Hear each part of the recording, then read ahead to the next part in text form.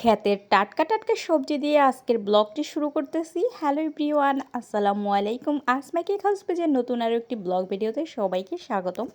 তো চলে এসেছি আমার লাউ খেতে। তো লাউ গাছগুলা একেবারেই শুকিয়ে শুকিয়ে যাচ্ছিল, যেহেতু অনেক দিন হয়েছে তো ফল ধরছিল এতদিন। আপনাদের সঙ্গে আমি আরও অনেক ভিডিওতে শেয়ার করেছি।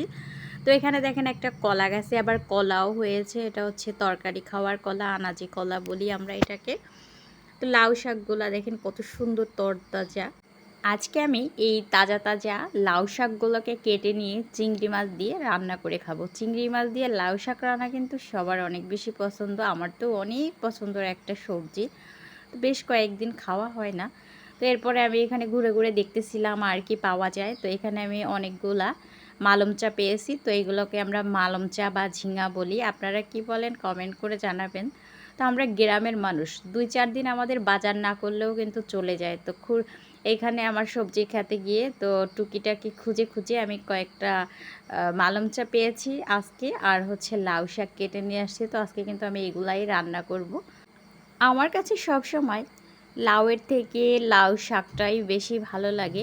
তো লাউ শাক আপনারা কারা কারা পছন্দ করেন কমেন্ট করে জানাবেন। আর যদি কেউ তরতাজা এমন লাউ শাক ক্ষেত থেকে নিয়ে এসে খেতে চান, তাহলে অবশ্যই আমাদের বাড়িতে চলে আসবেন। আমি এরকম তরতাজা লাউ শাক চিংড়ি মাছ দিয়ে রান্না করে আপনাদেরকে খাওয়াবো। কথা বলতে বলতে আমার কিন্তু সব শাক কোটা বাছা পরিষ্কার। এখন আমি এগুলাকে রান্না করে নিব। তো আগে হচ্ছে আমি এখানে আরেকটা শাক করছিলাম, তো ওইটাকেও ভাজি করব। আজকে 2টা শাক ভাজি করব।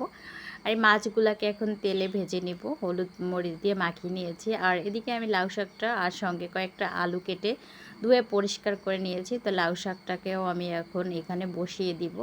বর্তমানে যে প্রচণ্ড গরম পড়েছে, এই গরমে শাকসবজি না খেলে তো আমার ভালোই লাগে না। এমনিতেই আমি প্রচণ্ড পরিমাণে শাকসবজি পছন্দ করি। আমার প্রতিদিনের খাবারের তালিকায় একটা না একটা শাক থাকবে। তো আজকে কিন্তু আমি 2টা শাক রান্না করতেছি। এক সাইডে লাউ শাক দিয়ে দিয়েছি, আর এই সাইডে সাচি শাক বলি এটাকে। তো এই সাচি শাকটাও কিনে নিয়ে আসছিল।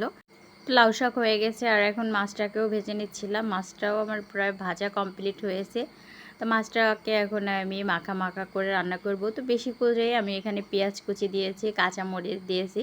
তো বেশি করে কাঁচামরিচ দিয়ে পেঁয়াজ দিয়ে মাছ ভেজে তারপরে মাখা মাখা করে রান্না করলে কিন্তু অনেক স্বাদ লাগে। আর যেহেতু গরমের সময়, এই সময় একটু খাবার দাবারে সবসময় সবজি ভর্তা ভাজি এগুলাই বেশি ভালো লাগে খেতে।